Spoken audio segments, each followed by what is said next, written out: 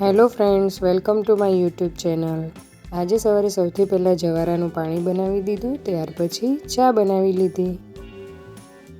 ચા બનાવી દીધા પછી આજે તો મારે બનાવવાનું હતું વાલોળ પાપડીનું શાક, પણ વાલોળ પાપડી ચાલી રહે તેટલી નહોતી, એટલે મેં એમાં થોડીક ફુલાવર નાખ્યું અને એક નાનું એવું બટેટું સમાર્યું અને મેં એનો વઘાર કરી દીધો।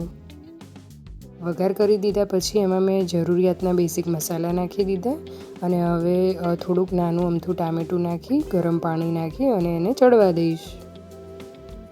અને મિત્રો, આજે સાંજે મારે હાંડવો બનાવવાનો હતો। હાંડવો બનાવવા માટે મારે સવારે જ પલાળવું પડે ને, તો હાંડવાનું હું અહીંયા તમે જોઈ શકો છો એ રીતે એનો લોટ દળાવીને રેડીમેડ રાખું છું। તો જ્યારે બી ઈચ્છા થાય ત્યારે સવારે આવી રીતે થોડુંક દહીં નાખી અને પલાળી લઉં છું। થોડુંક અમથું દહીં નાખ્યું અને તેમાં થોડુંક નવાયું પાણી નાખ્યું। નવાયું એટલે કે થોડુંક સહેજ ગરમ જેવું પાણી નાખ્યું અને એને આવી રીતે થોડું થોડું પાણી નાખી અને હલાવી લઈશ। આ રીતે થોડું થોડું પાણી નાખી અને મીડિયમ એવું ઢીલું ખીરું આપણે તૈયાર થાય તેવું કરી લેવાનું છે। અને પછી એને આખો દિવસ માટે, અત્યારે વિન્ટર સિઝન છે એટલે કે શિયાળો ચાલુ છે, તો આખો દિવસ માટે હું એને આવી રીતે પલાળી રાખું છું, કારણ કે ઠંડીમાં આથો આવવામાં થોડીક વાર લાગે।